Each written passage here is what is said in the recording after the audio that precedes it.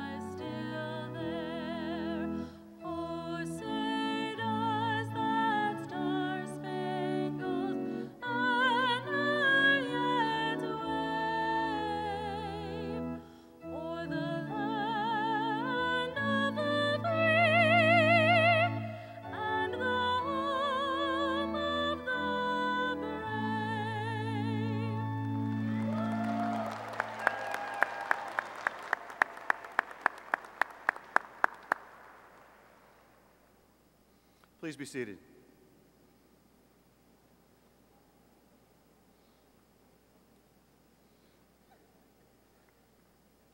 I'll now introduce the members of our platform party who have joined us in this celebration, but I've noted that we have an additional member, and our Mountaineer is here.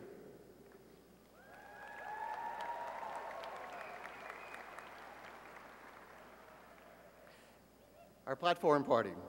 When I say your names, please rise. WVU President E. Gordon Gee.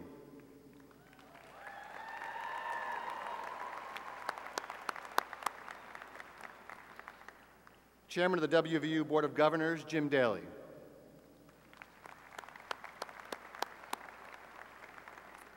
Dr. John Campbell, Associate Provost for Information Technology. You need to really love that guy. Dr. John Cawthorn, Dean of our WVU Libraries. Mr. Keith Bowers, founder and president of the company Biohabitats, and our commencement speaker in a few moments. Dr. Gene Wallachuk, vice president of the Davis College Alumni Association and director of the WVU Extension Services, 4-H, and Youth Development Programs.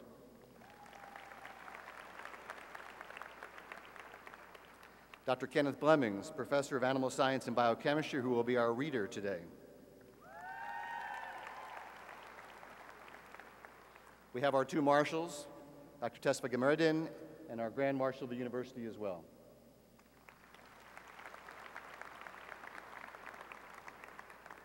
And our college leadership team. Dr. Denny Smith, Associate Dean for Academic Affairs. Regrettably, we have two people who are home sick today. Dr. Tim Phipps, our Associate Dean for Research, cannot be with us. Dr. Paul Lewis, Assistant Dean for Research and Outreach, is here. Dr. Matt Wilson, Division Director of Animal Nutritional Sciences. Dr. Carrie Odell, Division Director for Design and Merchandising, and also serving as Division Director for Resource Management. Dr. Joseph McNeil, another one home ill today, is being filled in for by Dr. Dave Smaldone. And Dr. Matthew Jenks, Division Director of Plant and Soil Sciences.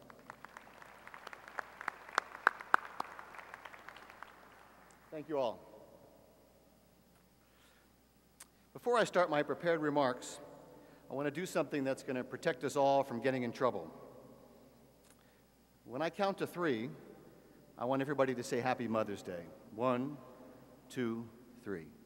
Happy Mother's Day.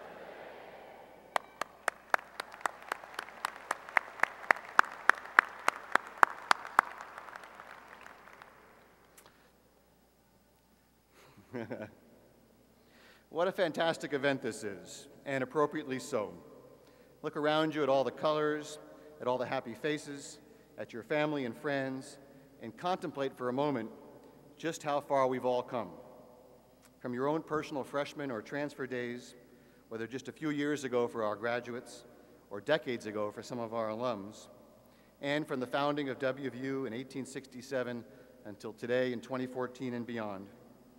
You graduates are part of a long and distinguished line of scholars and societal servants that have helped to lead our state, our nation, and indeed the world in subjects ranging from vocational agriculture to design studies and studios, computer modeling, biology laboratories, great open landscapes, corporate boardrooms, farm fields, forests, and more, and you have much to be proud of. You, are the Davis College, the founding college of WVU.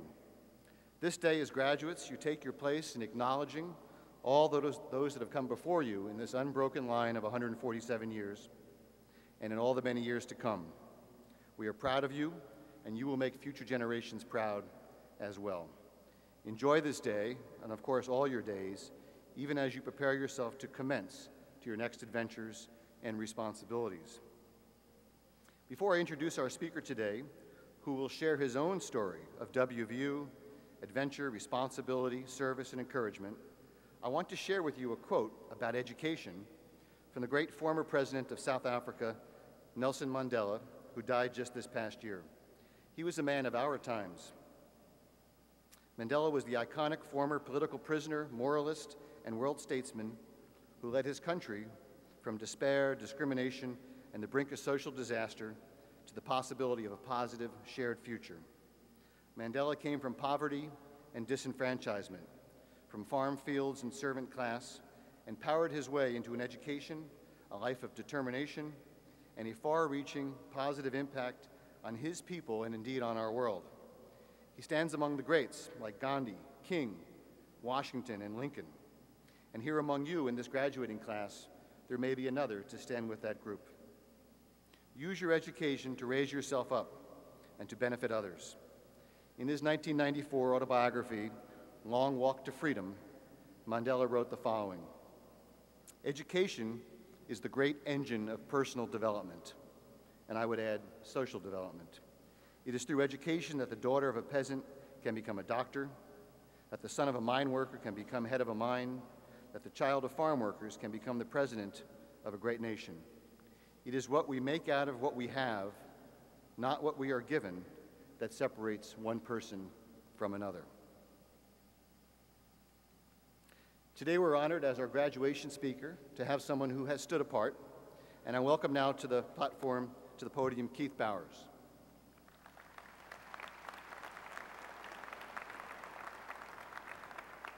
Mr. Keith Bowers is an alum of WVU and our own Davis College. He is a renowned landscape architect and critical thinker and doer. He works in the broad realm of how our environment is sustained for many good and positive purposes, from ecosystem function to human activity, and importantly, the agreeable interaction of the two.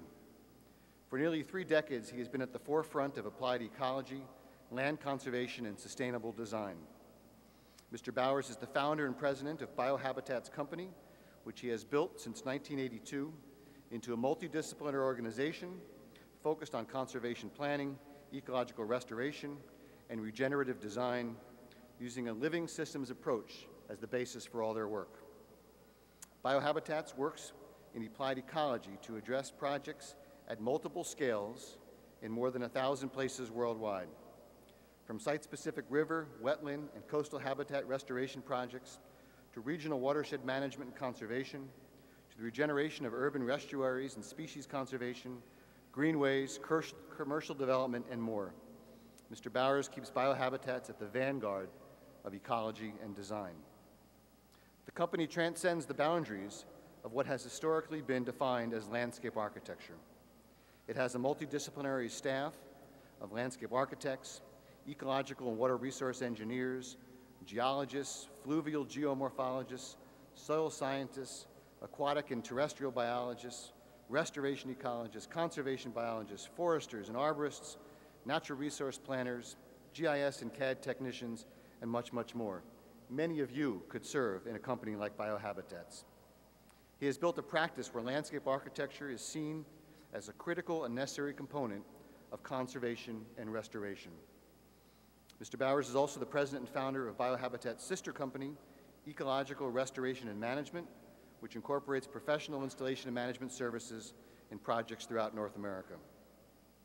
He has worked with, to name just a few, the City of Baltimore, the City of New York, the Southern Ute Tribe in Colorado, the National Park Service, the EPA, the University of Maryland, Johns Hopkins, University of Victoria in Canada, and worked, lectured, and engaged with colleagues and stakeholders around the world, including here at WVU, where just last year he visited with our landscape architecture faculty and students. Mr. Bowers currently serves on the board of directors of the Wildlands Network, a national organization focused on restoring, protecting, and connecting North America's best wild places. He is also the theme lead for ecological restoration under the International Union for the Conservation of Nature's Commission on Ecosystem Management. He has served for more than 13 years on the board of directors of the Society for Ecological Restoration, twice as its chair, and currently on several key committees. And with the Society for Ecological Restoration, he led in the development of an ecological restoration practitioner certification. Keith Bowers is a fellow of the American Society of Landscape Architecture. He is licensed in 8 states and is a professional wetland scientist. Like some of you here in this room in a few moments, he holds a BS in landscape architecture from our college and also an honorary degree from the Conway School of Landscape Design. We are so pleased to have Mr. Bowers with us today to offer words and ideas of inspiration and challenge to our graduates. Please help me welcome him.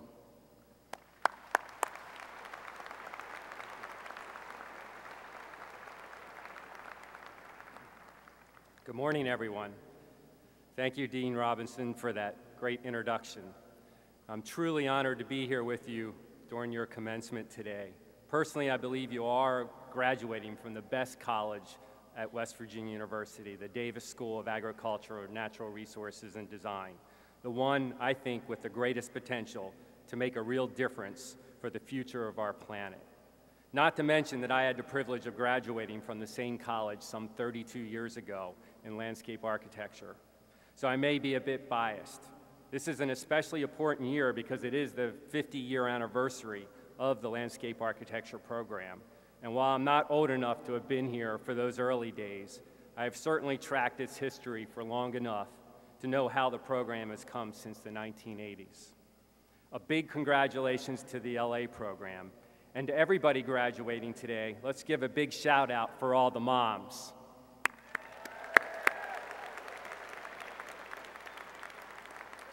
They have been waiting a very long time for this moment.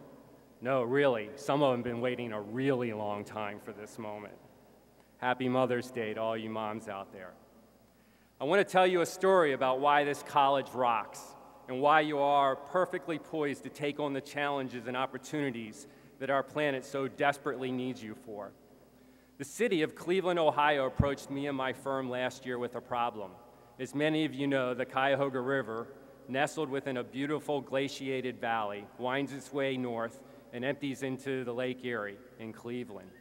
This is the same river that caught on fire for the 13th time in 1969, that focused the nation's attention on the environmental crisis we are now facing. Imagine that, a river catching on fire not once, not twice, but 13 times. Well, now, thanks to the heroic efforts of the city, its citizens, and many of the industries that line the river's banks, the Cuyahoga has improved to the point that many fish are returning to use the river to spawn, feed, and live. The only problem is that the lower part of the river is a shipping channel with an active port. As you can imagine, the riverbanks and port are lined with steel bulkheads or retaining walls. While this may be great to contain the river channel for the large cargo ships that ply its waters, it really doesn't do much for the young-of-year fish trying to get out of the way of these ships, hide from predators, and find the sorts of food they would typically come across in shoreline grasses. In fact, very few of them survive. So Cleveland turned to us to help them develop a new bulkhead that would benefit the fish and aquatic life of the river. So what to do? How do we redesign a bulkhead that contains the river, but can also serve as habitat that nourishes and protects young of year fish? We turn to biomimicry, the discipline that studies nature's best idea and then imitates natural forms and processes to solve human problems. The classic example that we all know is Velcro, a design that mimics the construction of a burr seed that you often find tangled in your dog's hair or stuck to the shoelaces after you walk in the woods. The burr seed sticks to your clothing because it's comprised of hundreds of tiny little hooks, which is how Velcro is made. With the principles of biomimicry in mind, we asked ourselves, what can we reference in nature that will help us redesign the bulkhead to support aquatic life? More specifically, we asked, how does nature provide food and shelter, and how would we apply those ideas to designing a bulkhead that supports life instead of taking it away? And what if that bulkhead could be made out of natural material that attracts wildlife while filtering contaminants at the same time, similar to, say, to coral reefs? And could we use 3D printing to manufacture bulkhead panels that are customized to specific fish communities and river systems? And what if we could use citizen scientists armed with smartphone apps to monitor the effectiveness of these living bulkheads and allow us to manage them adaptively? And then we could empower local industries to manufacture and install these living systems, providing local jobs and livelihoods to underserved communities. And what if we license this technology through the Creative Commons, giving waterfront communities across the globe free access to this technology? What if? Now, think of all the disciplines we need to make this happen: wildlife and fisheries, soil and plant science, landscape architecture, environmental and natural resource economics, biochemistry, conservation ecology, sustainable design, manufacturing, recreation, parks and tourism, and computer programming, to name a few. Does this sound like the Davis College? You get the picture. Many of you graduating today represent these disciplines, and Davis is the place where they come together.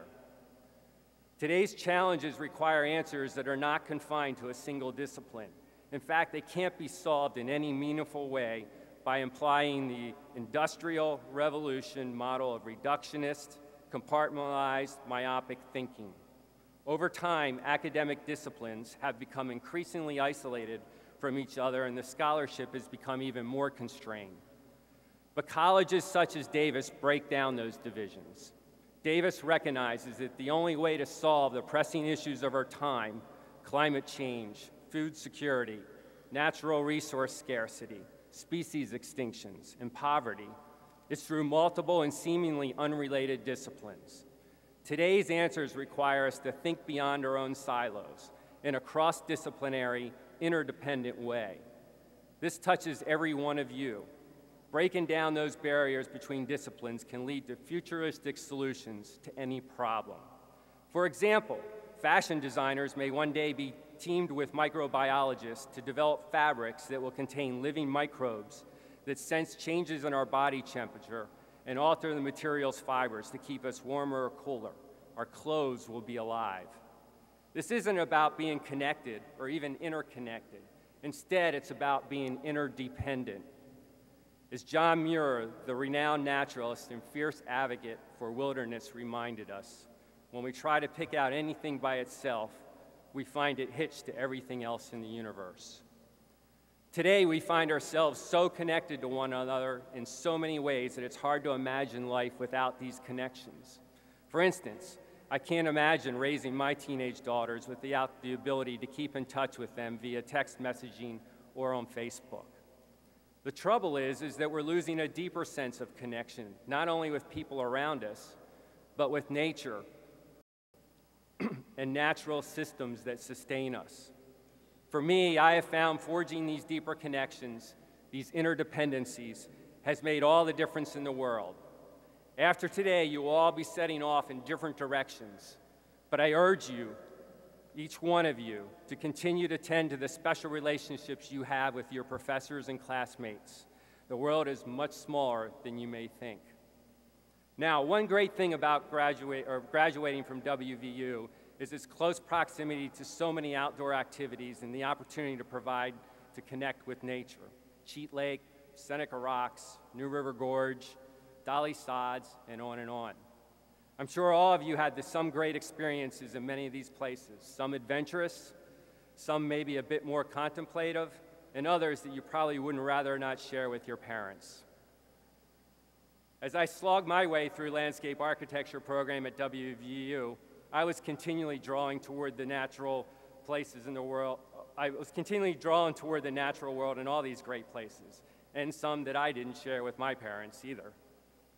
I became increasingly curious about how nature worked, and more importantly, how to put it back together again when it was broken. Fortunately, in the summer between my junior and senior years, I came across a company on the eastern shore of Maryland that was pioneering the science and art of tidal wetland restoration. Like the Cuyahoga River catching on fire, many of our natural habitats are simply disappearing from the landscape.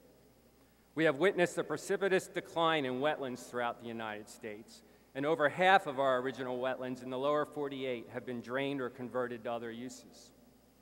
Except for the groundbreaking work associated with the restoration of the Curtis Prairie under the direction of Aldo Leopold in the 1930s, and which I might say is located at the Longenecker Arboretum at the University of Wisconsin, named after William Longenecker, the father of recently retired WVU landscape architecture George Longenecker, a great connection back to WVU. When I was in college, only a handful of people had been engaged in what we now know as ecological restoration. Up until then, the primary means at which people participated in the environmental movement was to give money to a conservation organization that bought and protected land.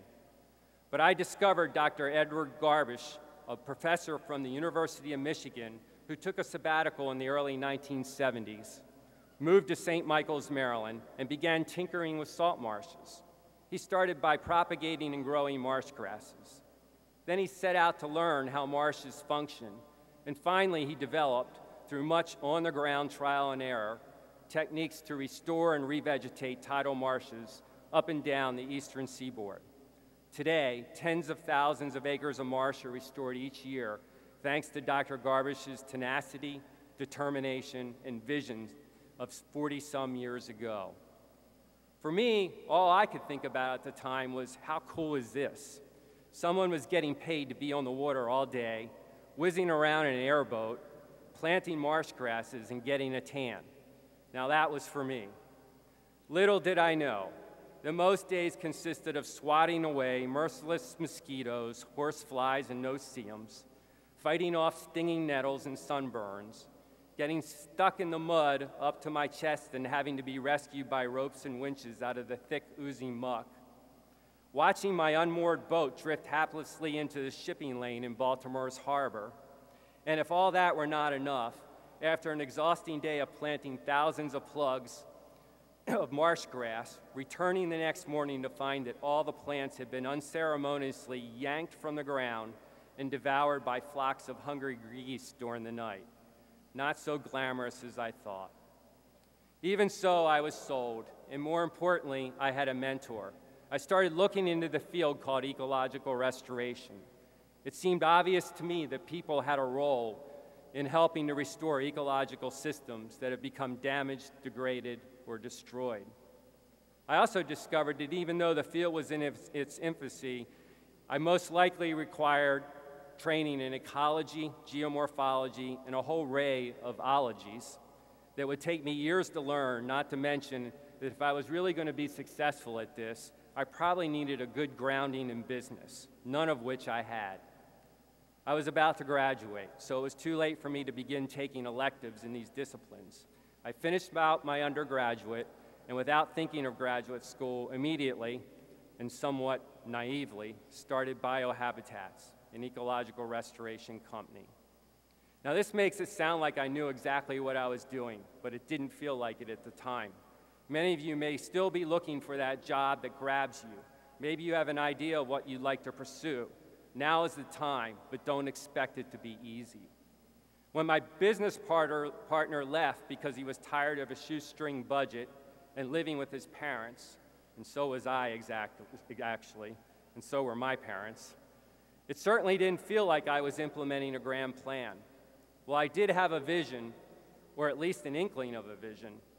Unlike many of my friends, this vision was not about making a lot of money, or even, in fact, being employed. Although I didn't think about it in those terms at the time, looking back now, I see that the vision I was beginning to articulate was about something much bigger, fairly audacious, and certainly outside of myself. Restore the earth and inspire ecological stewardship. Many people, again, including my parents, weren't so sure there was a market or even a need for restoration. It turned out that having that vision, a vision that transcended an immediate desire to make a living, turned out to be even more powerful and fulfilling than I could have imagined. I would wish the same of each of you. Having a vision is more powerful, and that not only keeps me focused on a bigger purpose, but more importantly, it resonates with so many people. It is something that all of us can participate in and make a real difference. And it transcends generations and cultures. Knowing that my actions have helped conserve valuable habitat for endangered species, such as the red-cockaded woodpecker, or helped restore a vast swath of eastern deciduous forest, or helped inspire the city of Baltimore to make their inner harbor swimmable and fishable by the year 2020, is extremely gratifying, as is knowing that these projects have supported the livelihoods of hundreds, if not thousands of people around the globe. A vision doesn't necessarily tell you what to do today. It only tells you where you want to be in 5, 10, or say even 32 years from now. There were 1,000 decisions along the way, and half the time I felt like I was making them without any plan at all. When you're in the early days of something, it doesn't always feel like the beginning of anything, certainly not your life's work. Often it is only looking back after all those little daily choices fall into place and start to make more sense than they did at the time. Over the years, it's become more clear to me that the glue that holds the vision together, that steers those thousands of choices toward a higher purpose, is passion. I'm fortunate. I didn't find a job. I didn't just find a career. I found a calling. I fell in love with the idea of restoring the earth and inspiring ecological stewardship. While it can be exhausting at times, it ignites me, it motivates me, it invigorates me, and most of all, it's an absolute blast. Some of you may have already found your calling, others not quite yet. That's okay. Put trust in something you're passionate about doing and don't let up. And dare to dream big. Come up with a vision with a higher purpose. Combine that vision to use it, and don't be afraid to take the lead. And when you do, be prepared. Be prepared to jump in full force, to stay true to your values and purpose, and most of all, to practice humility. Remember, vision without action is a dream. Action without vision is a nightmare. That's courtesy of the Honest Tea bottle cup. Often my source of profound inspiration. Perhaps even more inspiring are the words of Wendell Berry, the great American novelist, poet, environmental activist, cultural critic, and farmer, and what I believe is one of his best activist pieces, the Manifesto, the Mad Farmer Liberation Front. Berry urges us to ask the questions that have no answers, invest in the millennium, plant sequoias, say that your main crop is the forest that you did not plant and that you will not live to harvest. Say that the leaves are harvested when they have rotted into the mold. Call that profit. Prophecy such returns. Put your faith in the 2 inches of humus and that will build under the trees every 1,000 years. I urge each of you to seek out and embrace diversity. Refocus from what's in it for me to what's best for the common good. Be the change agent. Dare to think big and love what you do. Go from being the best in the world to being the best for the world. Congratulations to the class of 2014. Go out and make the world a better place for all life on earth. Thank you, and let's go Mountaineers.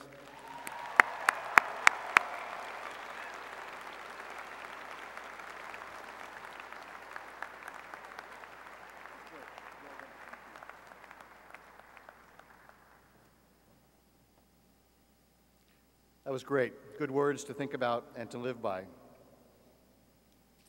Ladies and gentlemen, please welcome Jocelyn Rachel singing My Home Among the Hills, composed in 1963 in honor of West Virginia's centennial celebration by Clarksburg native E.W. James. Rachel.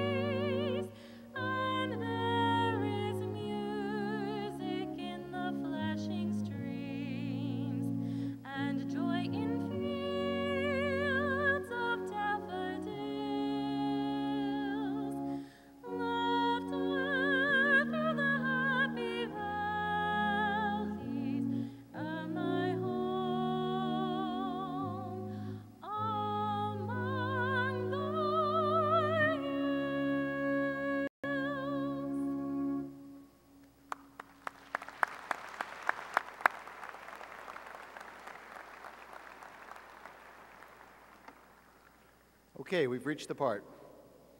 Graduates, you should note that you will receive your diploma in the mail in June. Today you'll receive a diploma cover.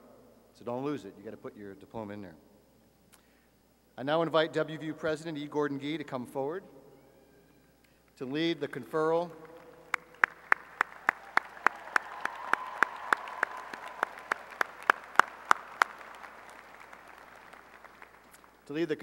of West Virginia University degrees. President Gee assumed the presidency of our university just this year, but as many of you know, he has done this now for the second time. Dr. Gee is among the most distinguished and accomplished university presidents in America, indeed worldwide, and we are thrilled to have him in that role here after serving at 5 universities in a career that will extend well beyond 43 years. We benefit from his leadership, his experience, and his scholarship, and we are especially pleased to have him here with us today, right here in the Coliseum. We will be assisted in the delivery of the conferral of degrees by Dr. Kenneth Flemings, Professor of Animal Science and Biochemistry as our reader, and by others in the platform party, including Dr. Lewis and Dr. Smith.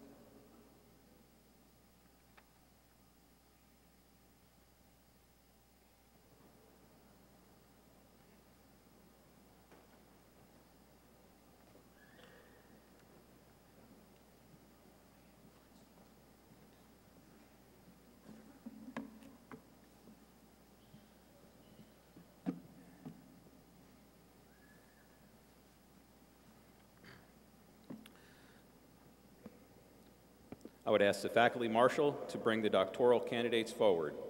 Please hold your applause until all doctoral candidates have been recognized.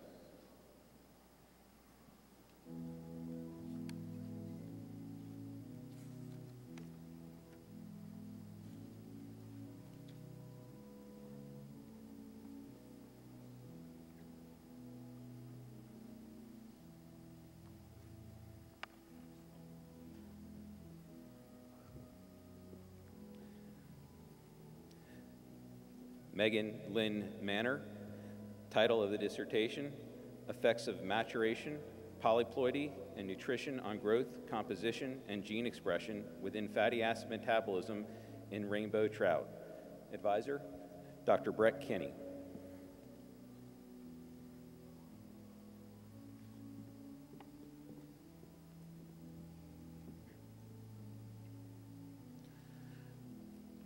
Lei Wang, Functional Analysis and Transcriptional Regulation of oocyte-specific nuclear transporter KPNA7. Advisor, Dr. Janbo Yao.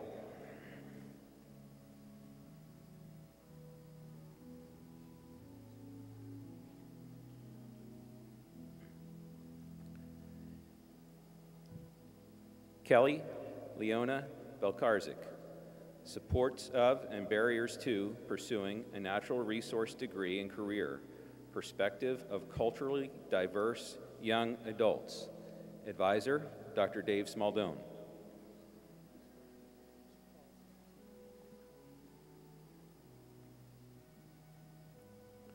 Ishwar Dami, Classification and Mapping of Recreation and Ecotourism Areas in West Virginia. Advisor, Dr. Jin Yang Ding.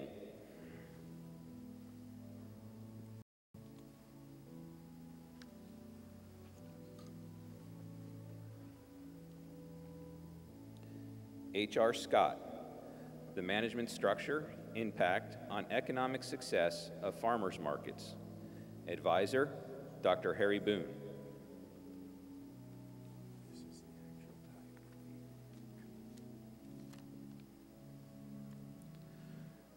Pravina Rajam Jarameen, an empirical analysis of the role of residential real estate investment in the economic development of the Northeast region of the United States. Advisor, Dr. Tesfa Gembermedin.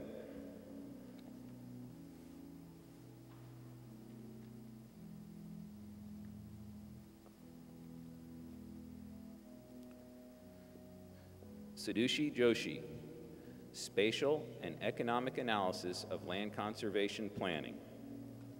Advisor, Dr. Michael Strager, hooded by Dr. Alan Collins.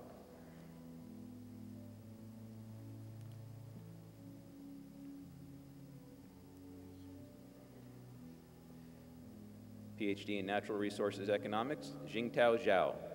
3 essays on investigating province-level carbon dioxide emissions in China. Advisors, Dr. Gerald Fletcher and Dr. Wesley Burnett, hooded by Dr. Fletcher.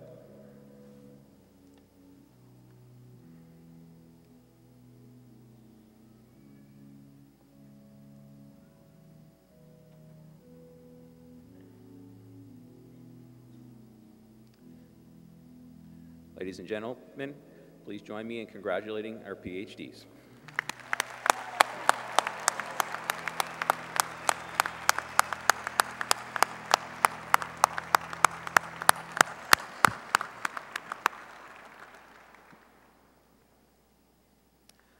I would ask the faculty marshal to bring the master degree candidates forward.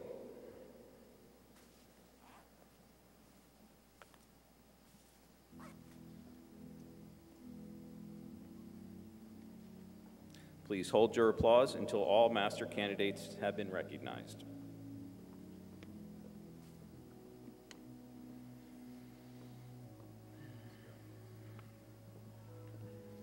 MS, Animal Physiology, Karen Nicole Summers. Advisor, Dr. Scott Bowdridge, hooded by Dr. Matt Wilson.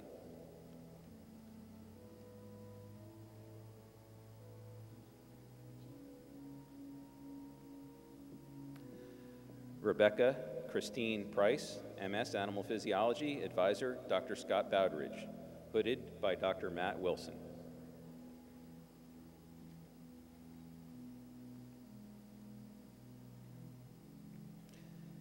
MS, Nutritional and Food Science, Katie Lynn Bullion. Advisor, Dr. Ken Blemmings, hooded by Dr. Matt Wilson.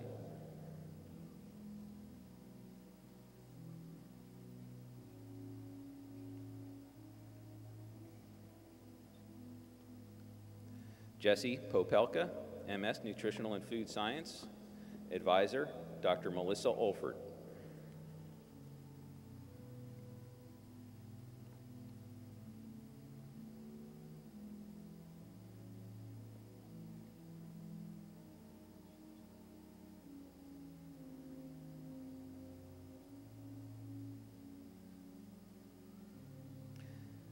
Amanda Lee Foreman, MS Nutritional and Food Science.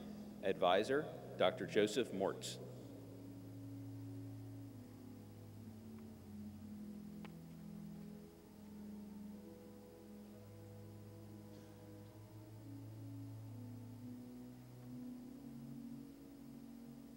Andrew John Denhart, MS Wildlife and Fisheries Resources. Advisor, Dr. Todd Katzner. Hooded by Dr. Dave Smaldone.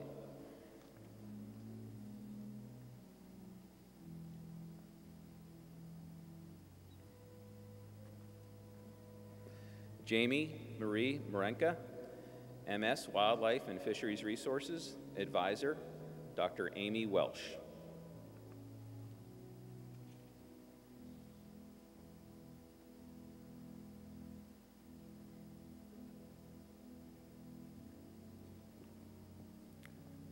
Wenjia Jin, MS Wildlife and Fisheries Resources. Advisor, Dr. Kashlendra Singh. Hooded by Dr. Dave Smeldone.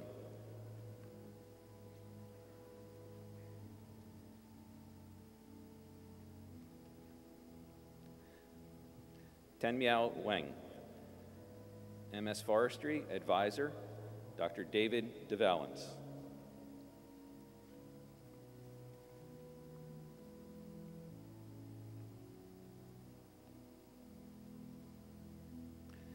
MS Forestry, James Vernon Watson. Advisor, Dr. Jingjing Lane.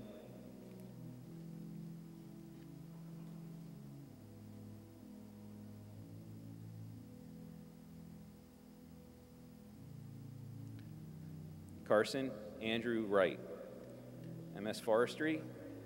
Advisor, Dr. Nicholas Zaig.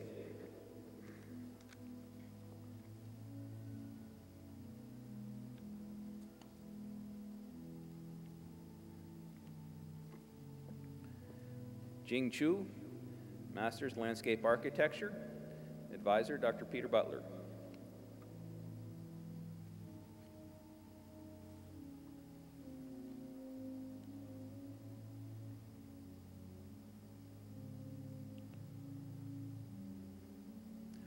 William Lawrence Cleaver, Master of Agriculture, Natural Resources and Design.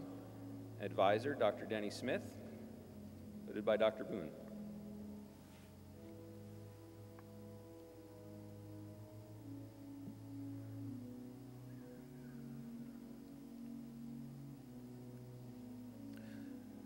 Elizabeth Grace McKenzie, Master of Agriculture, Natural Resources and Design. Advisor, Dr. Joseph Mortz.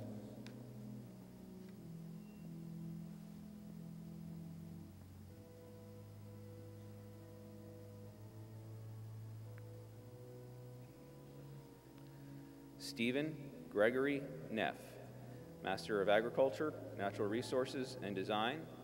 Advisor, Dr. Denny Smith.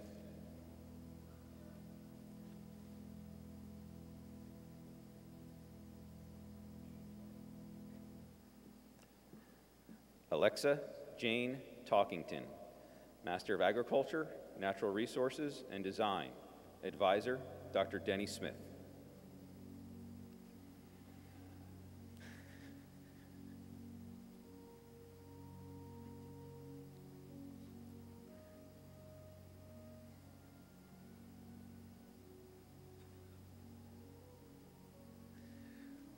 Ladies and gentlemen, please join me in congratulating our master's recipients.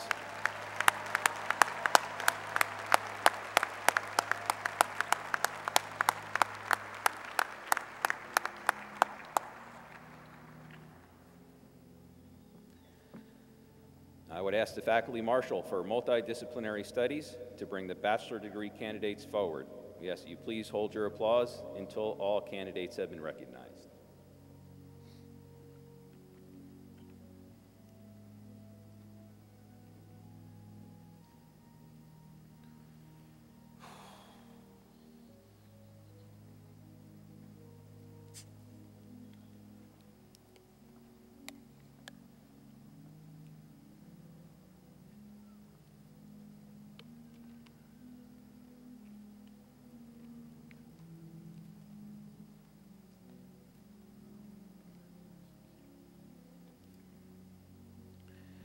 Max Jared Levine.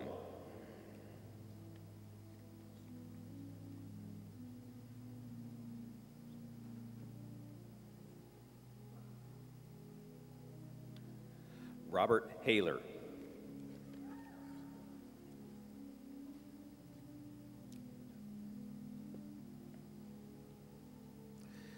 David Freybut.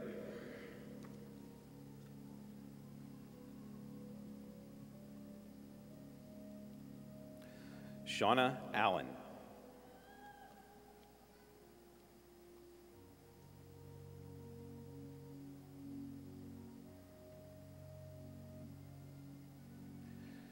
Ladies and gentlemen, please join me in congratulating our multidisciplinary studies graduates.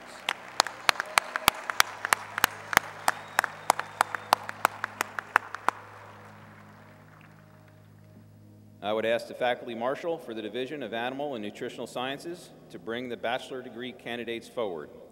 Please hold your applause until all candidates have been recognized.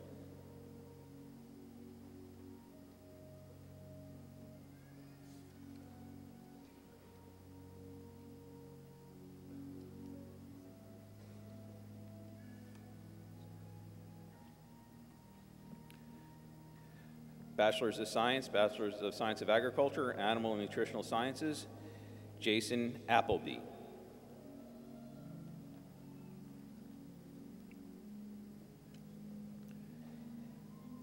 Animal and Nutritional Sciences, Lindsay Basie.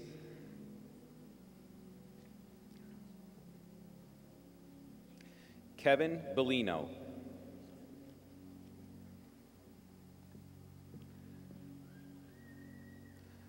Rebecca Blair.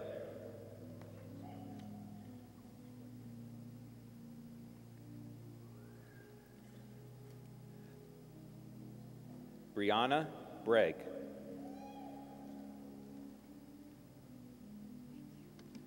Vincent Caruso.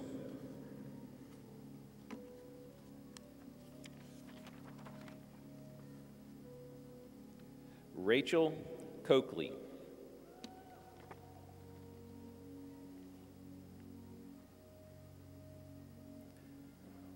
Matthew Kraus.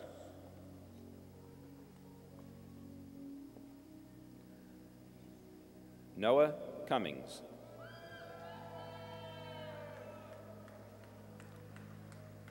Melanie Custer, magna cum laude.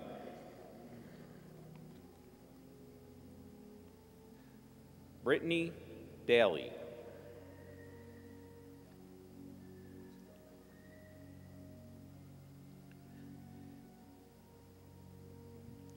Jamie Dively, cum laude.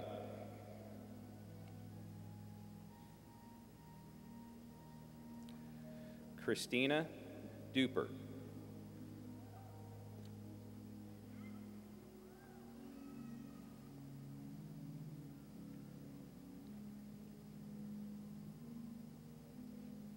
Julia France, cum laude.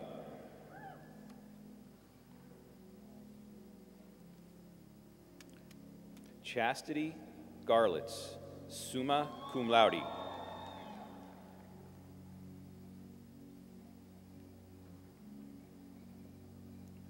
Rachel Gunther, summa cum laude.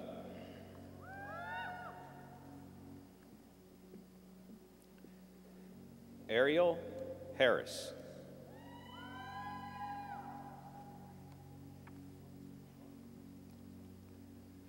Lindsay Hendershot.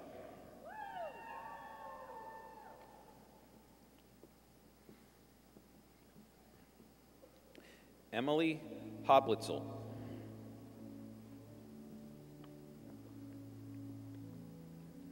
Kristen Hughes.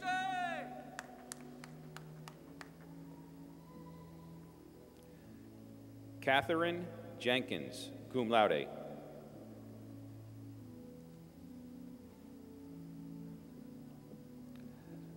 Marcy Konoski.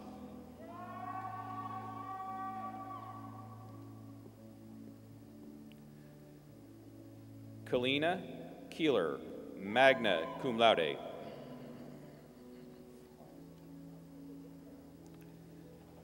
Brittany Lee, cum laude.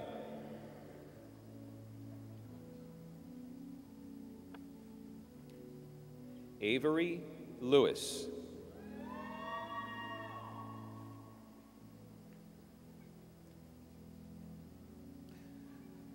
Rayanne McElhaney.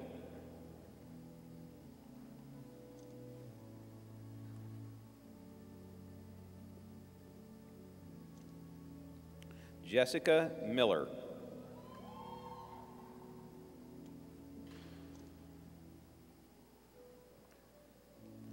Brianna Mitchell.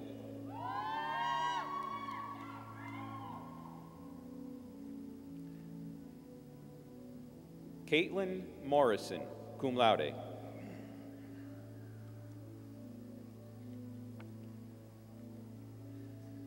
Jeffrey Nowicki.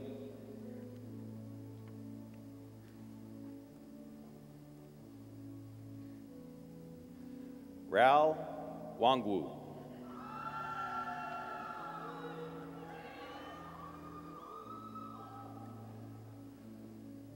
Lauren Paliotto, magna cum laude.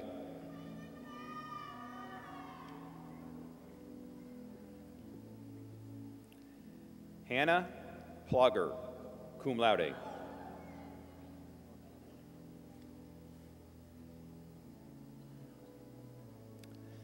Danielle Reese.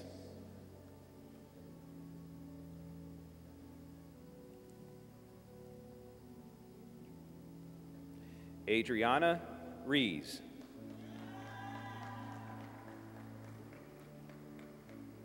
Shauna Rhodes.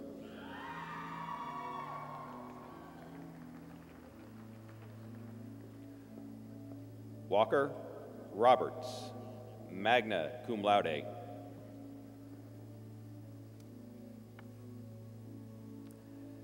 Megan Robinson.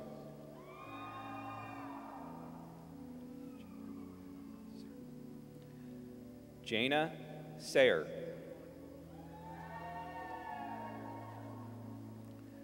Megan Schaefer.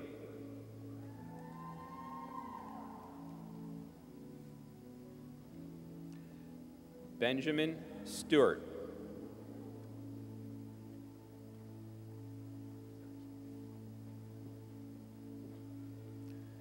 Caitlin Wilson. Degrees in biochemistry. Michael Bush.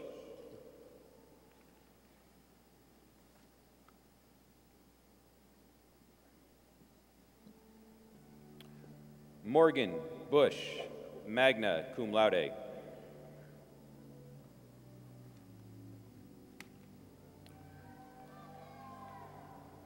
Morgan McIntyre, cum laude.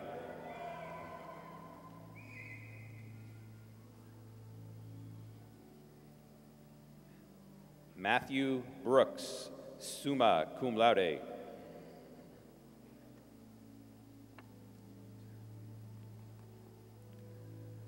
Rosaria Frias.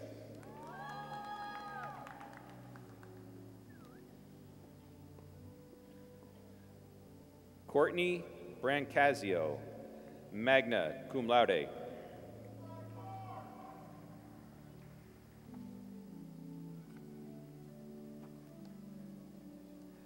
Lacey Martin, summa cum laude.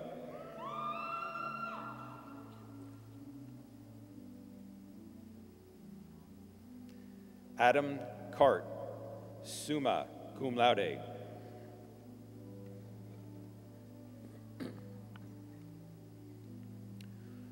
Courtney Renee Martin.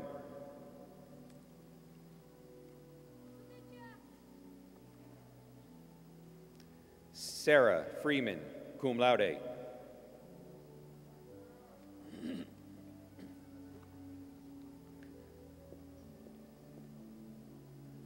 Dual major, Animal Nutritional Sciences and Biochemistry, Alicia Nelson.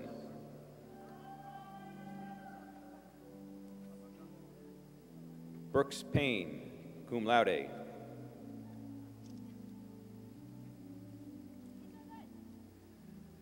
Dipendra Bandari.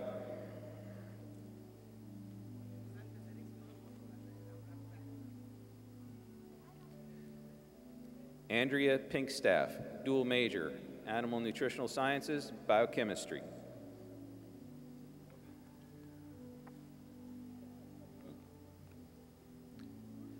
Degrees in Human Nutrition and Foods, April Anderson.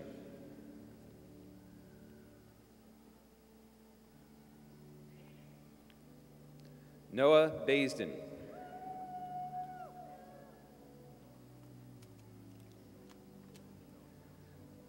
Rachel Byrne.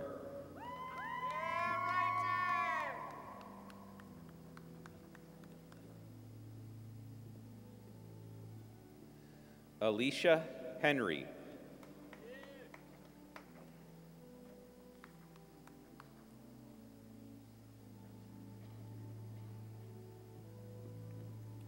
Brooke Irwin. Way to go, Brooke!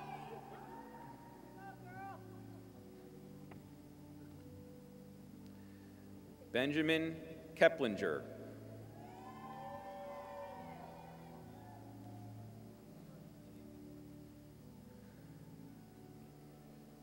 Lacey Lamonikis.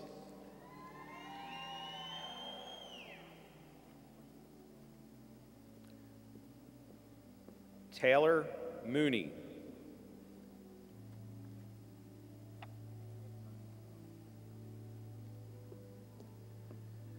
Jennifer Nguyen.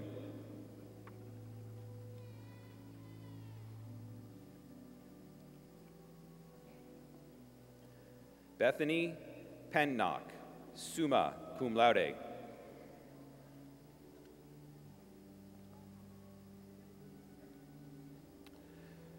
Mary Salvatore, cum laude.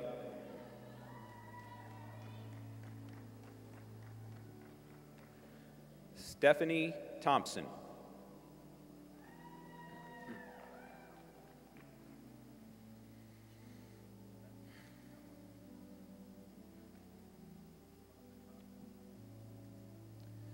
Ladies and gentlemen, please join me in congratulating our graduates from Animal and Nutritional Sciences.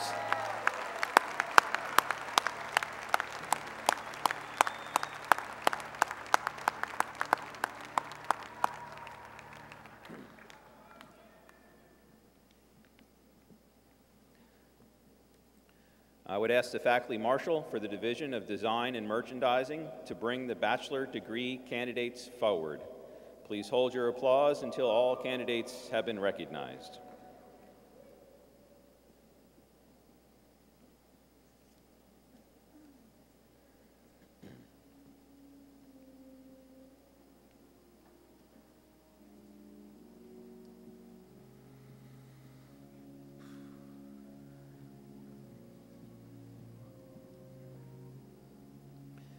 Andrea Argabright, cum laude.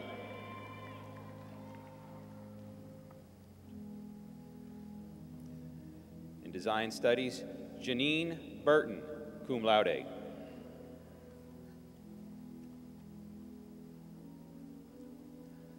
Amanda Drews.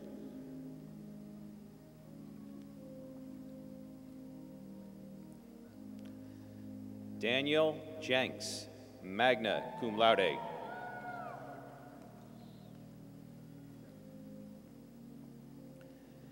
Anna Stone, cum laude.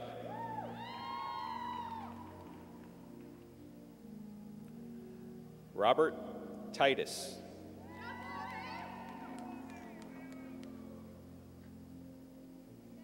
Aaron Walburn.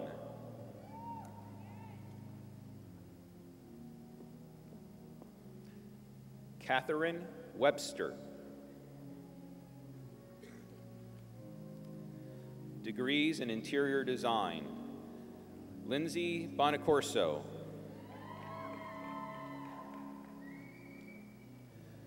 Degrees in Fashion Design and Merchandising, Caitlin Campbell.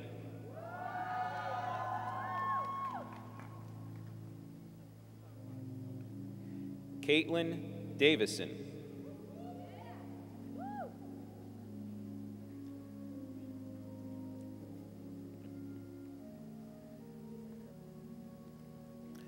Emily Dirth.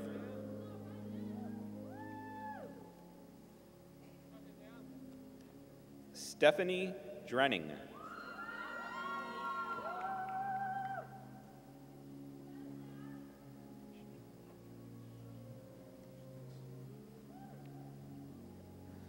Elise Gimondo, cum laude.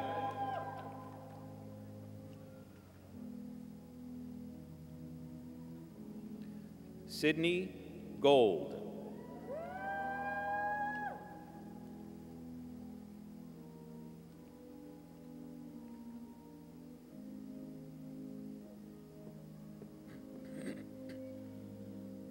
Greta Hempelman, cum laude.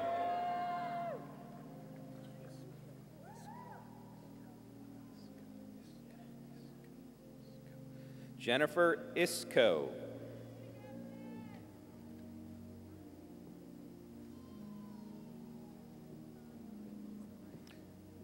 Chaz Jones.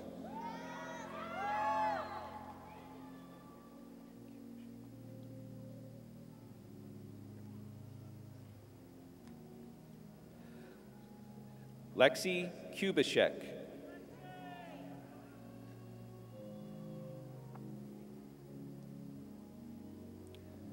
Grace McDaniel.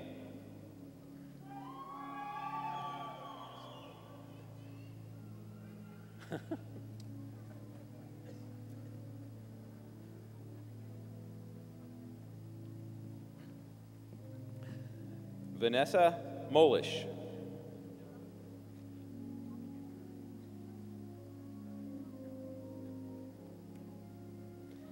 Erica Mueller, summa cum laude.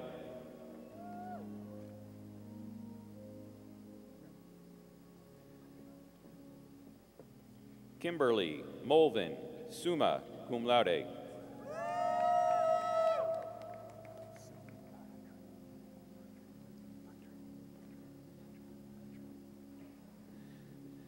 Mary Pytranton, summa cum laude.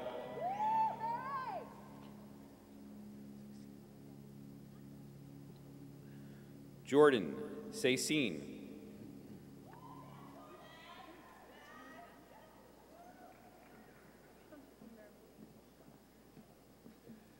Brittany Sly-T.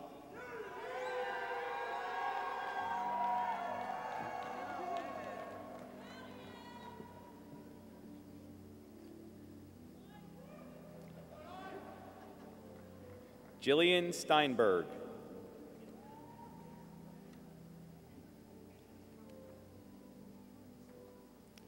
In interior design, Rachel Bigler, cum laude.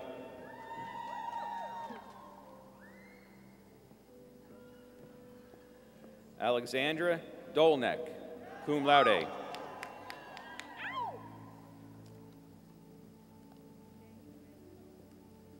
Laurel Fisher, magna cum laude.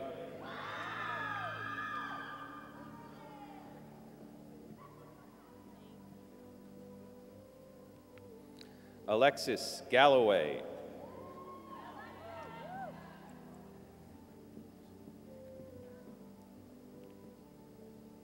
Jocelyn Hancock.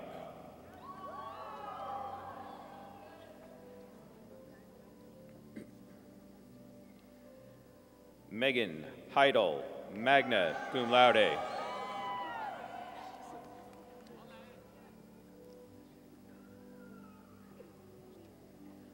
Cecilia Hurdleston.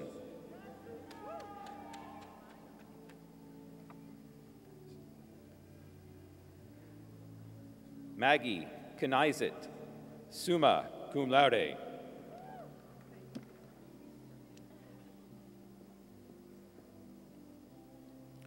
Bridget McGowan, cum laude.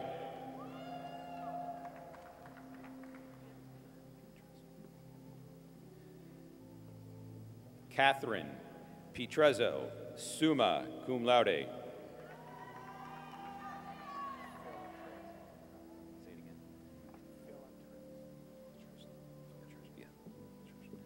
Alexandra Villitrezen.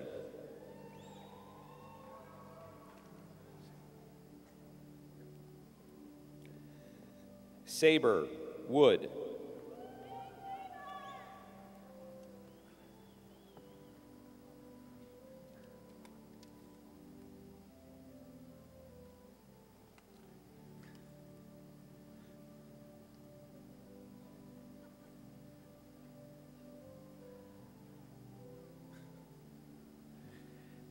Ladies and gentlemen, please join me in congratulating all our graduates from the Division of Design and Merchandising.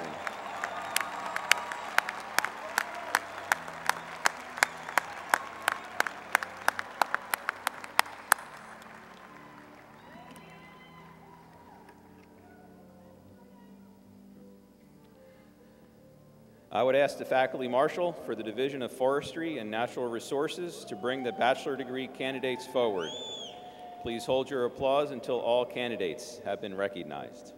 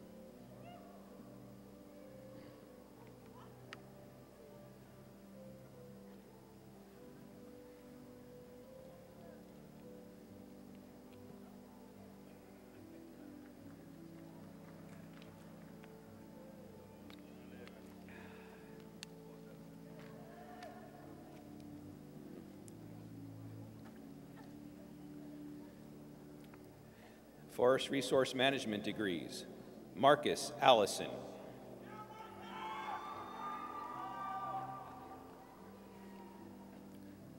Kenneth Beasley, summa cum laude.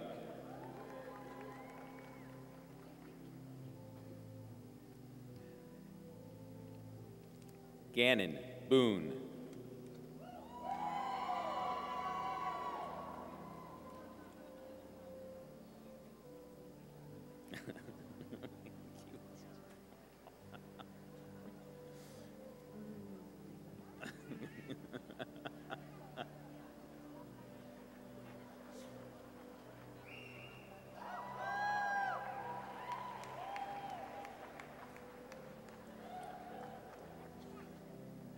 Glenn Carson.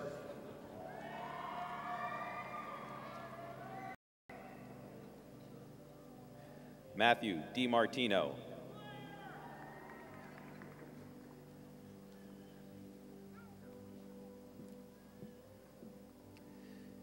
Jacob Dunkel.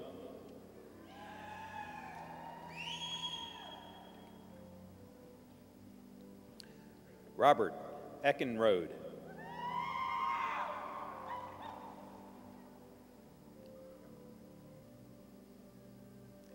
Marion Fallour.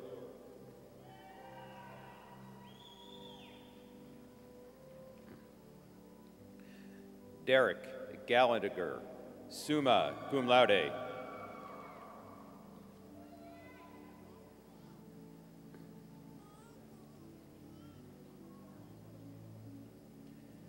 Alan Gleski.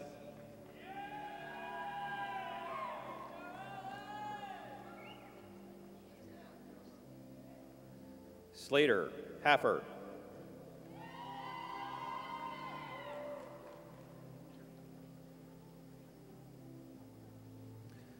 Samuel Hawkins.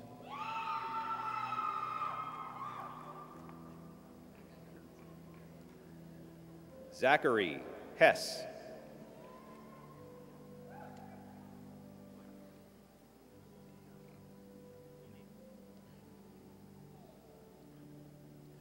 Sean Igo.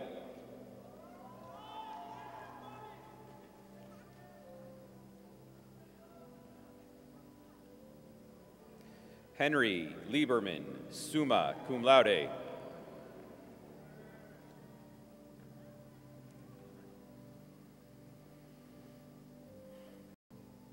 Joshua Pritz.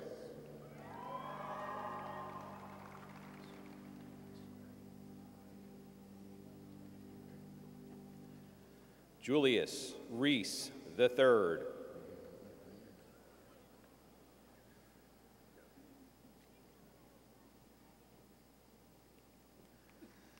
Zachary Reed.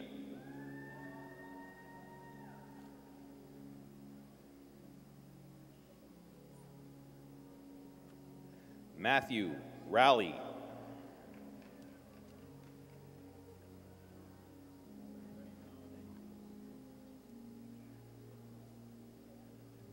Krista Schaefer.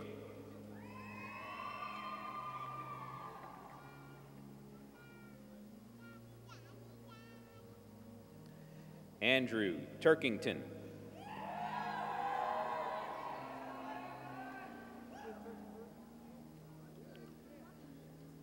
Daniel Walton, summa cum laude.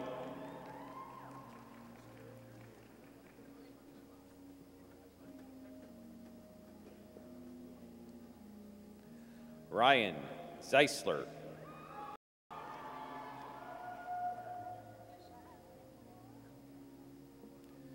Degrees in Recreation, Parks, and Tourism Resources. William Cohen.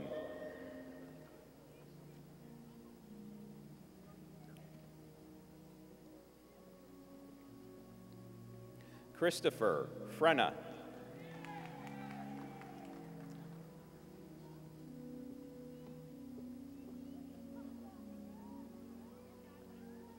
Lori Husted, summa cum laude.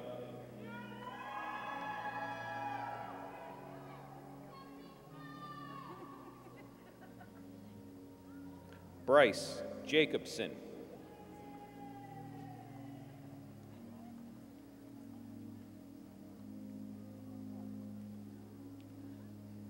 Carly Odell Jones.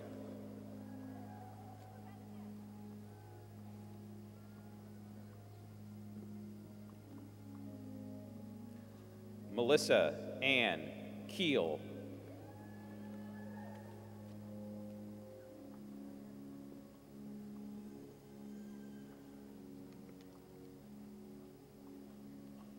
Jessica Cobal.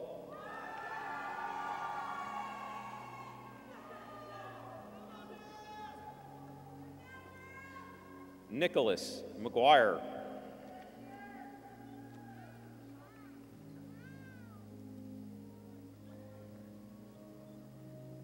Stephen Moynihan III.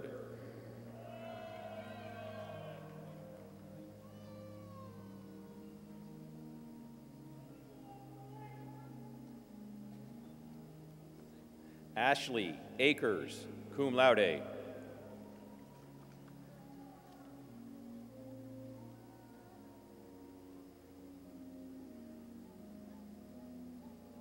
Jacob Allison.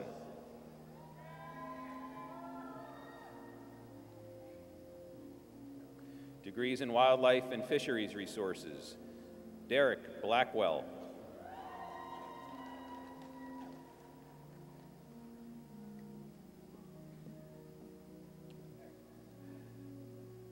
Micah Burdett.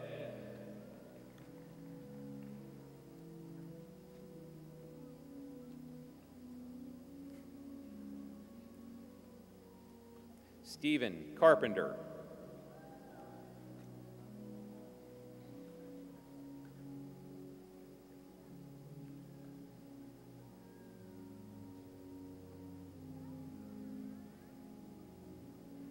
Corinne Davis.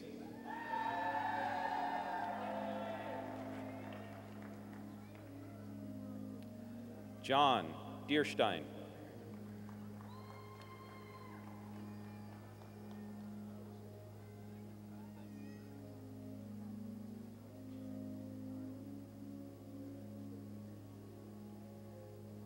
Nicholas Goodman, cum laude.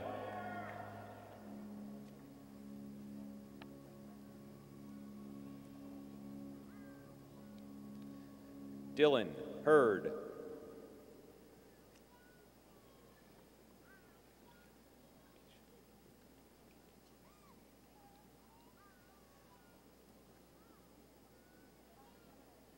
Cody Howdy Shell, magna cum laude.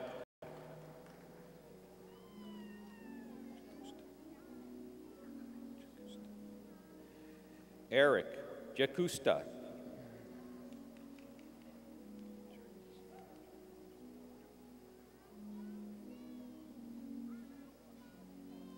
Jarius Jones, summa cum laude.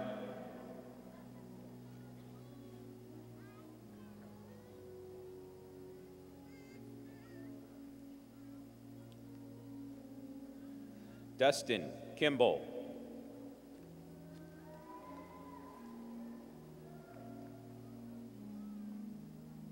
Logan Moon.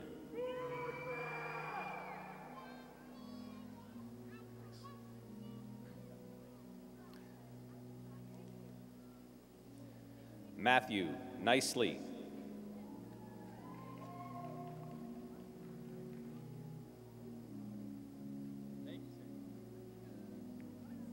Erica Orlikoff, magna cum laude.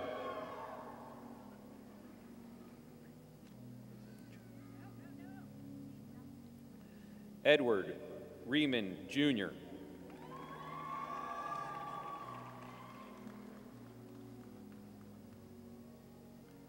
Frank Robinette.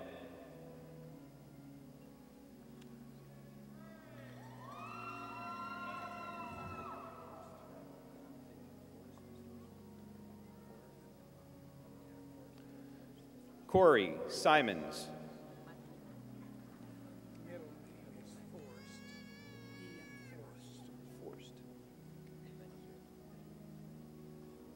Ian Forst Storsberg.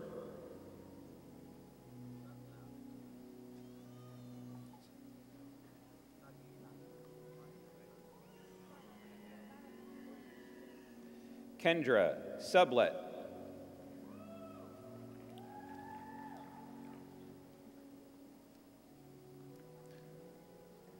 Scott Yaros.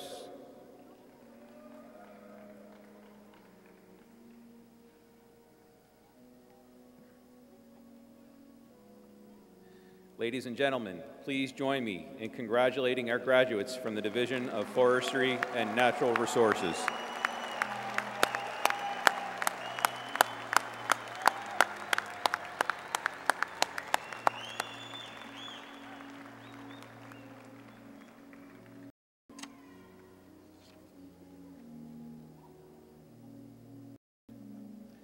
I would ask the Faculty Marshal for the Division of Plant and Soil Sciences to bring the bachelor degree candidates forward. Please hold your applause until all candidates have been recognized.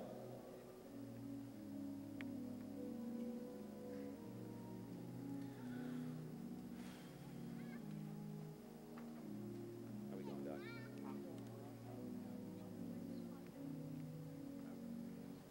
We're having fun. It is fun.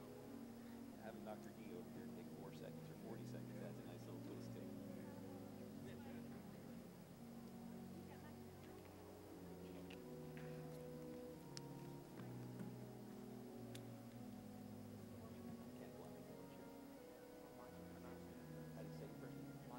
Machi. You're a photographer, but you get to take cards too. Yeah, it's just to keep track. That's what they prefer the pictures to correlate with the Sure. Oh, very good. I never understood that. It's like the 5th year I've done this.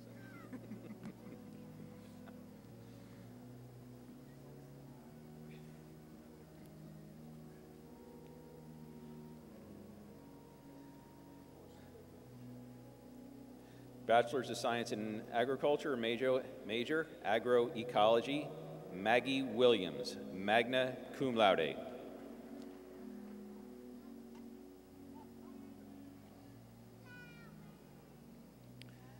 Bachelor's of Science Applied in Environmental Microbiology, Jason Johnson.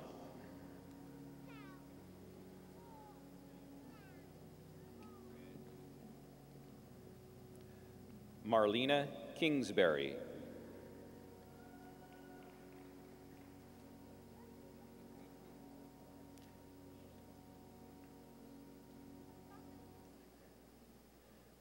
Bachelor's of Science in Agriculture with a major in Environmental Protection, Brendan Hogan.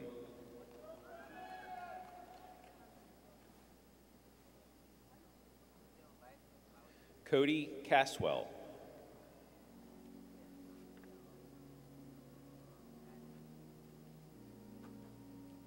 Bachelor's of Science in Agriculture with a major in Horticulture, Janet Lynn Evans.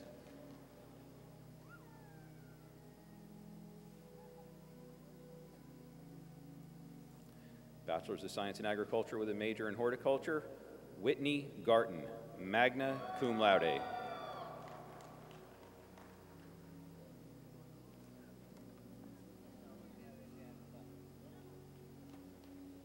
Two bachelor's degrees, one in horticulture, the other in agribusiness management and rural development, Aaron Vorholt.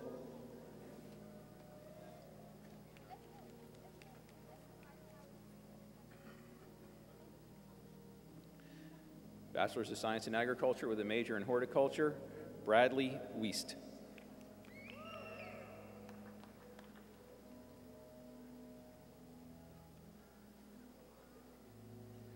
Ladies and gentlemen, please join me in congratulating our graduates from the Division of Plant and Soil Sciences.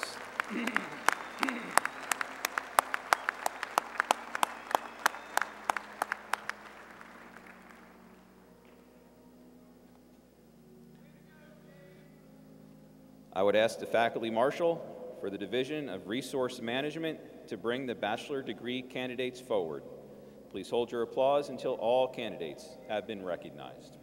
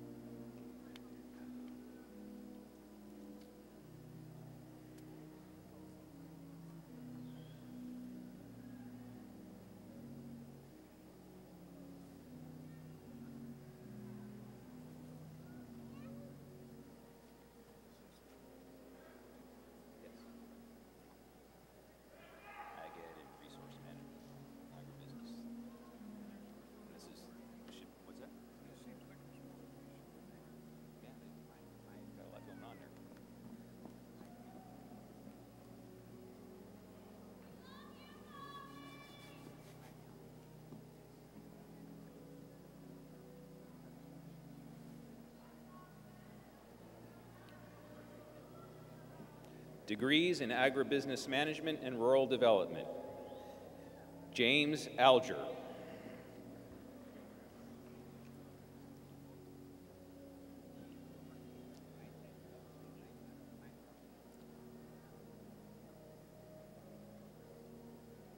Lane Andrews, magna cum laude.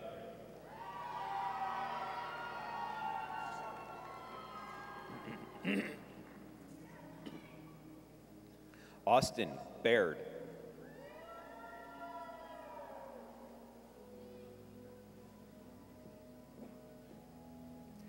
Casey Berman.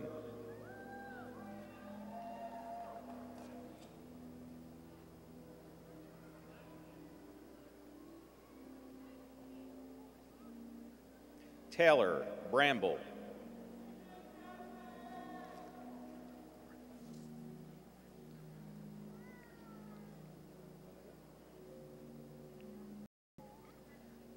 Paul Brightly, cum laude.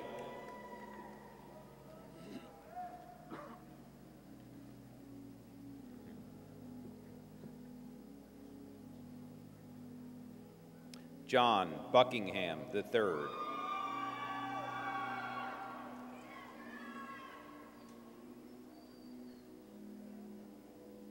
Luke Cummins.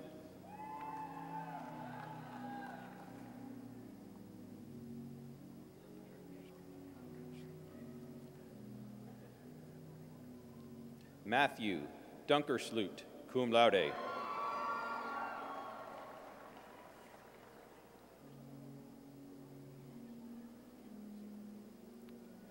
Stephen Evans.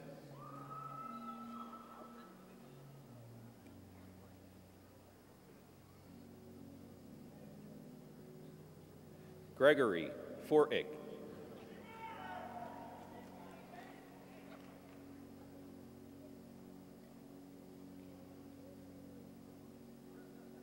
Luke Furman.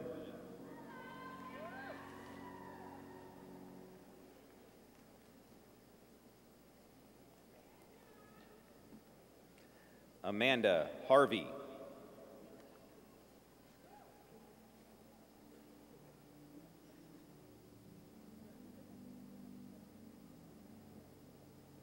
Mariah Hatton.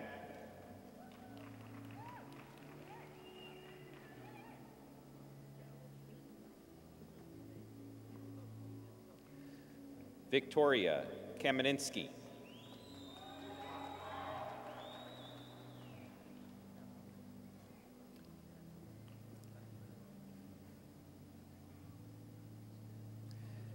Emily Mead, cum laude.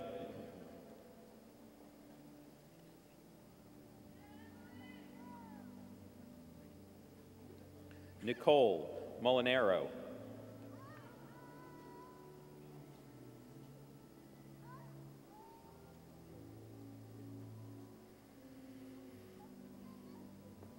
Zach Morrow.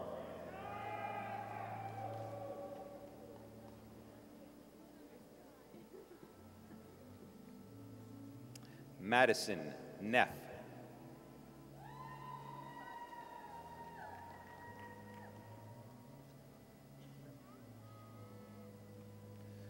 Drew Parsons.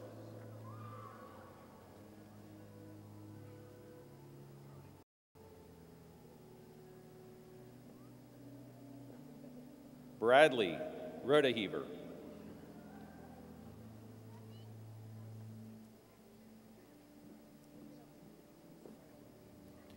Hannah Smitely.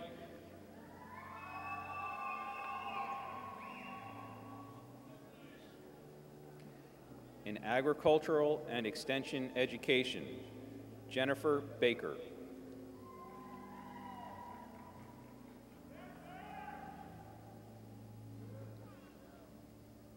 Kimberly Brooks.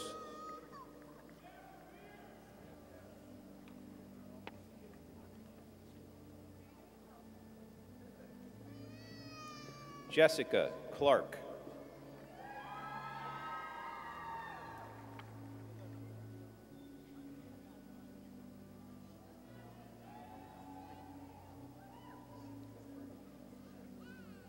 Lauren Daub, summa cum laude.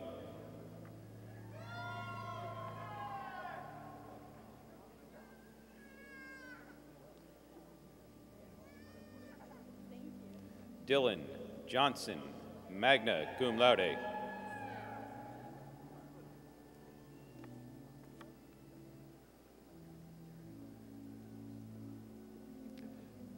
Rachel Manning, 2 degrees, 1 in agribusiness management and rural development, and 1 in agriculture and extension education, summa cum laude.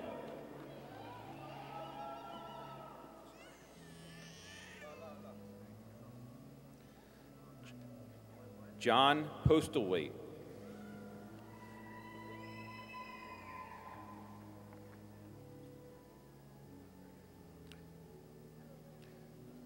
Joe Rep.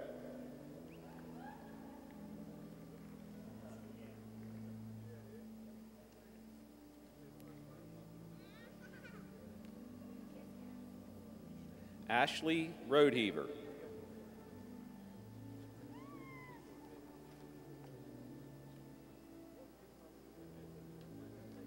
Felicia Saul.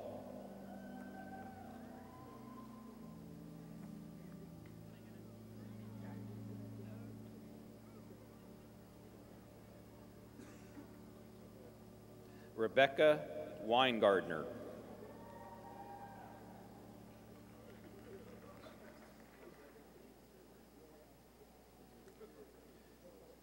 Degrees in Environmental and Natural Resources Economics, Dennis Lee Bridget, Jr.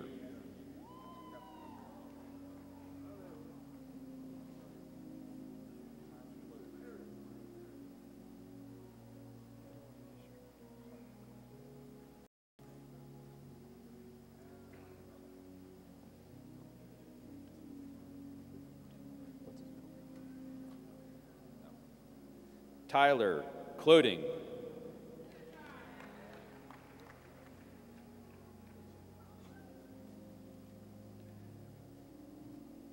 Tyler Conlon.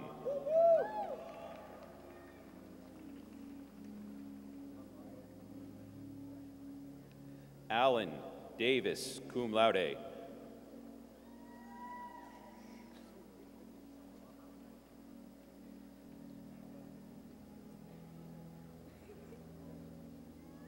Weston DeVore.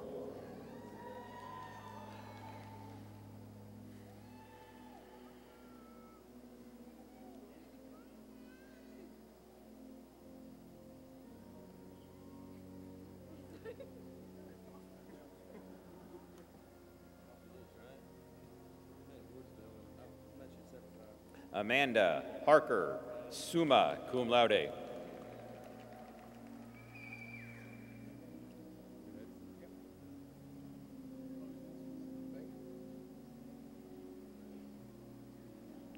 Corey Hinterer.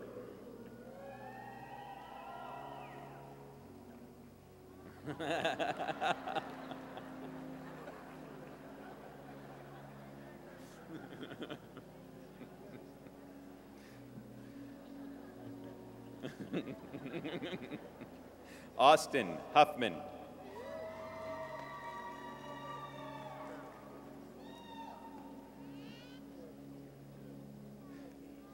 Matthew Palmer.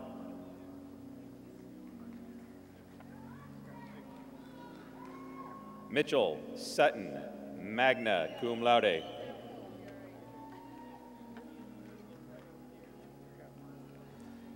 Degrees in Landscape Architecture, Margaret Blatt.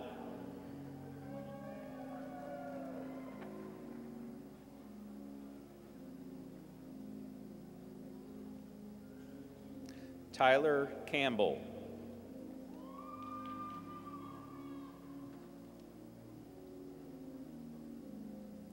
Christopher Cannon.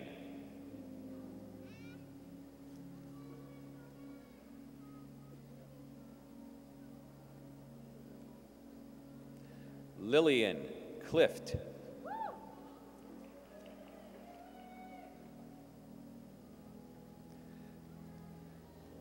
Amanda Cordelli, summa cum laude.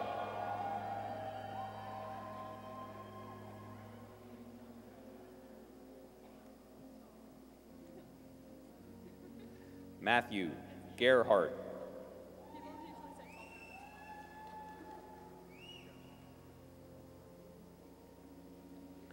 Alexis Halka.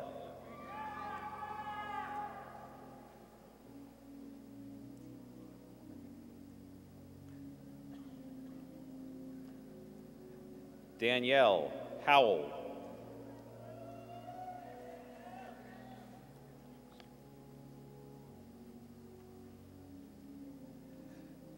Michael Hoxter.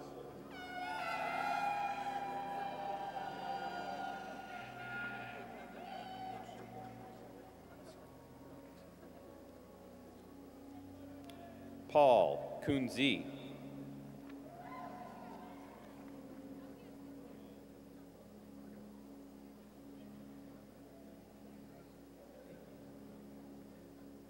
Matthew Lake.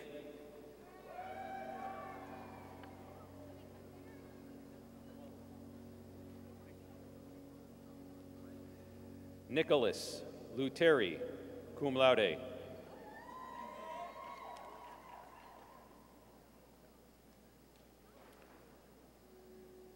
Samuel Lewis.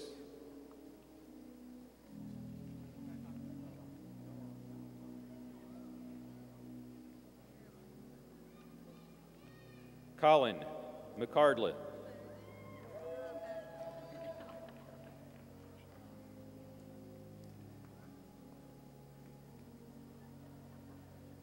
Angela Plumley.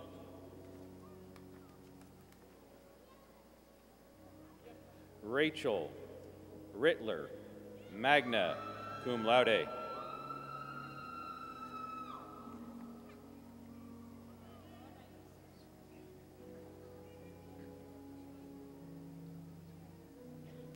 Mark Simeone.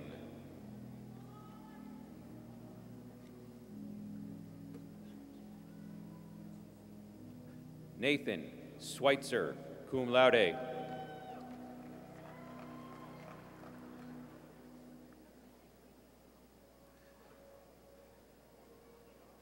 Christopher Young, summa cum laude.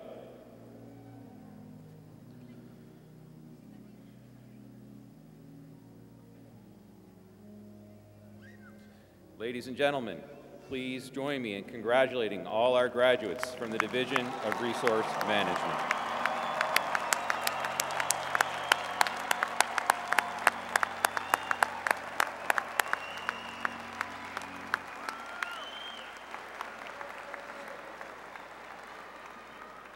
We're good.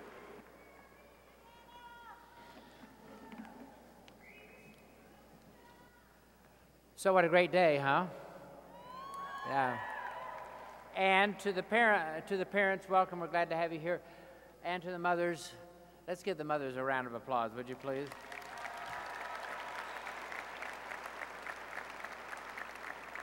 So it's my opportunity to now confer the degrees. On behalf of West Virginia University, I'd like to thank all of our special guests who are with us today, family, friends, pizza delivery guys, whoever we have here.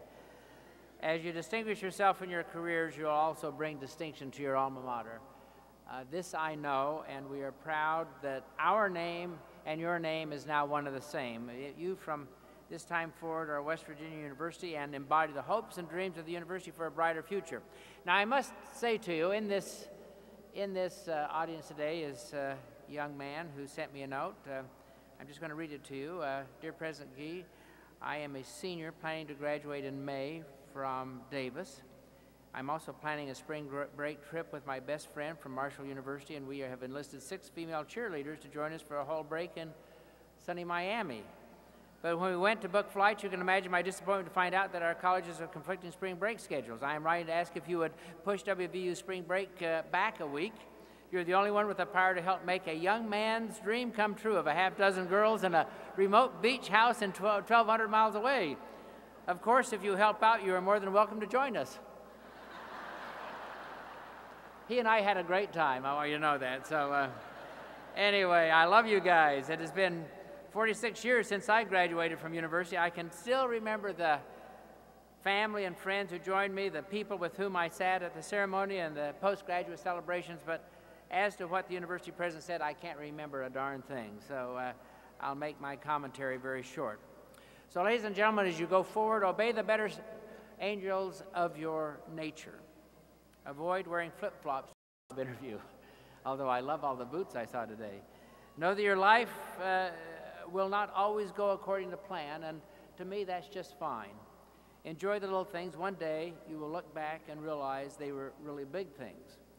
In the words of Ellen DeGeneres, never follow anyone else's path unless you are in the woods and you are lost and you see a path, and by all means follow the path. That is especially good advice for our forestry graduates, I know that. So keep in touch with your old friends, but it is easier than ever these days, but stop Snapchatting and Instagramming long enough to make new friends too. Remember to say thank you, remember to smile, and always, always remember your alma mater. I want you to know that we will remember you, we will cherish you, we will look forward to your adventures and your feats of strength and the works of art. And I cannot wait to see where your journey takes you and how your West Virginia University education will help you change the world. It will, and you will make us all better. So congratulations and best wishes to all of you. So will the degree candidates from the Davis College of Agriculture, Natural Resources, and Design please rise?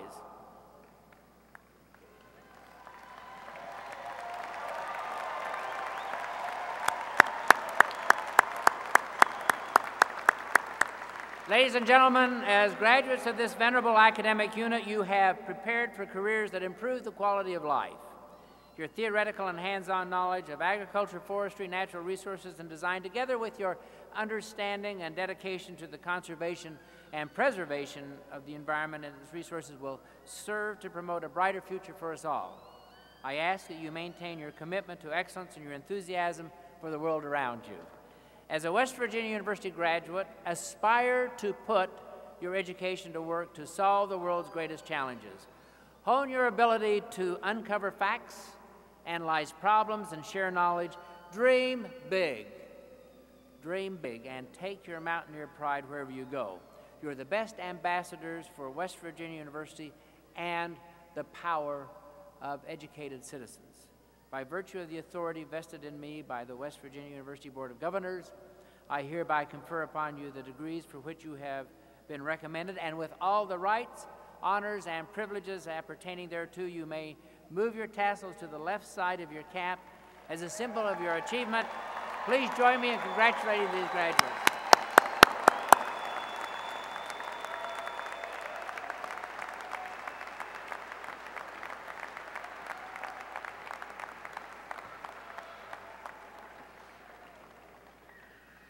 Congratulations. You may be seated.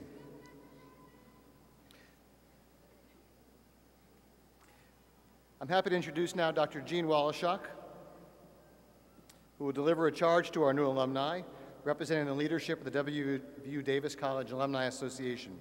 Dr. Walishock is an extension specialist and professor with responsibility for statewide leadership of 4-H and youth development.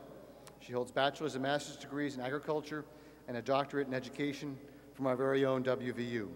She has 37 years of service to extension, including serving in Wetzel and Mon counties, as well as in her current role at the main campus. In this college, we're proud to have her as a very excellent extension colleague, adjunct professor, and leader of our Alumni Association.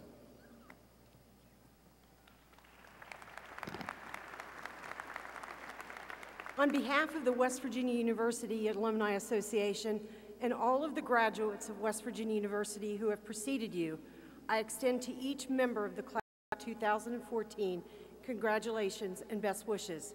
Today you are joining a legacy of success that reaches back almost 150 years. Each WVU graduate has a unique story. It's now time for you to write your story. With that in mind, class of 2014, from WVU graduates everywhere, this is our charge to you. Work hard to develop your unique gifts. Take risks and don't fear making mistakes. Be flexible. Create a culture or global perspective and work towards creating a peaceful and just world. Think for yourself and always choose to be an innovator. Explore new perspectives and places, and as you travel the world, wear your flying WV with pride. Honor the sacrifices of those who came before you and extend a helping hand to those who follow. Above all, never stop learning. And when people ask about the secret of your success, tell them you're a mountaineer. Thank you and congratulations.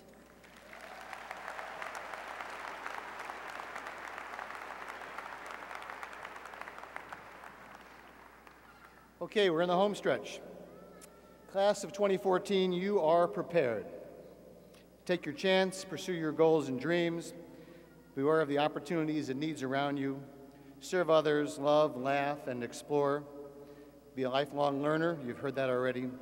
Remember your times here at WVU, and be sure to thank all the people around you all along the way, and don't forget to smile. Let me ask now the parents and family and friends who have supported these graduates, please rise. Parents, family, friends, please rise. It's a seventh inning stretch. And now our graduates will rise and applaud you for your support of them.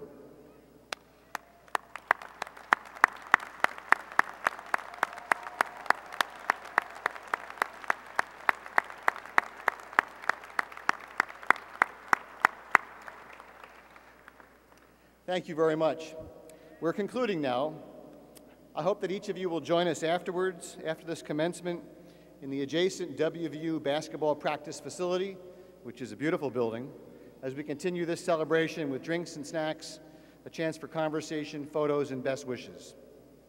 Before we conclude with the recessional, class of 2014, family, friends, and honored guests, please rise as we'll join together in singing our alma mater, composed in 1938 by Louis Corson and led today by our soloist, Jocelyn Rachel. Afterwards, we'll begin the recessional. Our graduates will commence to new and wonderful adventures.